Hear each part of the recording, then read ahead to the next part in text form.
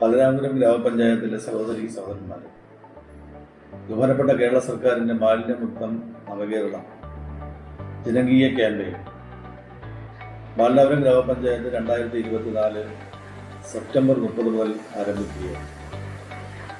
ശുചിത്വമായതും അതോടൊപ്പം തന്നെ ഹരിതഭംഗിയാർന്നതുമായ ഒരു ഗ്രാമപഞ്ചായത്താണ് ഞങ്ങൾ സ്വന്തം കാണുന്നത്.